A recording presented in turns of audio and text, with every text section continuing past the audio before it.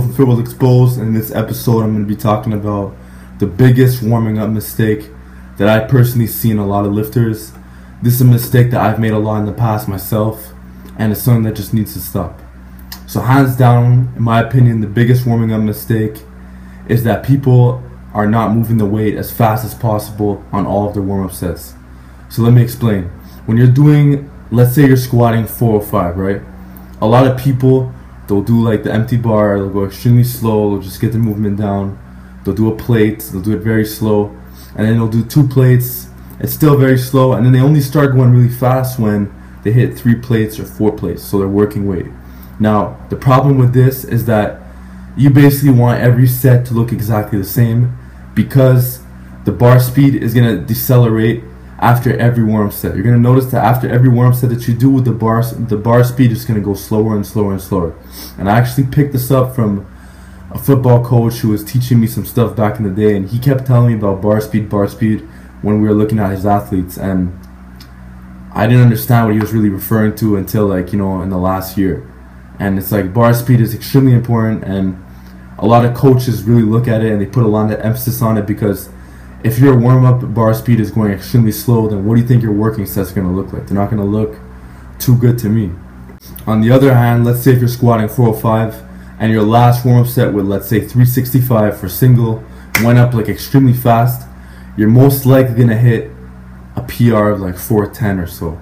On the other hand, let's say if you do 3 plates or 365 and it's already a grinder to begin with, and like the form is just breaking down so much, you're probably not even going to hit any records that day. If anything, you're probably not even going to make it to your old PR because you were taking your warm-up sets way too lightly and you weren't really putting all you got into the warm-up sets. So a lot of people are going to argue that they want to just use all their energy for the working sets, and I understand where they're coming from, but at the same time this flaws because you want to basically engage all of the right muscles whether you're using the empty bar or not. What this is going to do is that it's going to reinforce good lifting habits, good movement patterns, and it's just going to become second nature to do the movement the right way.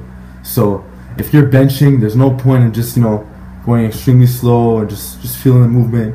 You want to basically shoot the bar through the roof, whether it's an empty bar or it's when you're 1 rep max.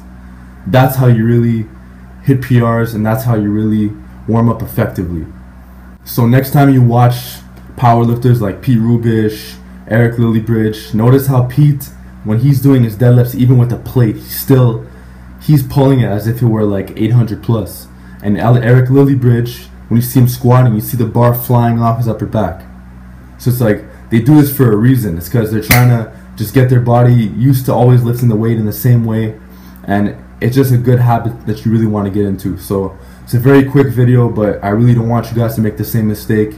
And also keep in mind this applies to more than just the big 3 squat, bench, and deadlift. Like it also applies to overhead press, it applies to your rows, it could apply to a wrist curl, a neck curl. I don't care what the lift is. If it's a big lift, if it's a isolation lift for the most part, and it's not like some sort of rehab lift, it's a lift that you're doing in the gym and you're trying to get stronger at it, I highly recommend that you try to move the weights as fast as humanly possible on your warm sets, because the weights are just going to keep going slower and slower and slower with the bar speed. So I hope that helped. Let me know in the comment section below what you think about this video. Let me know if you apply the same philosophy to your training. And with that, I'll see you guys in the next video.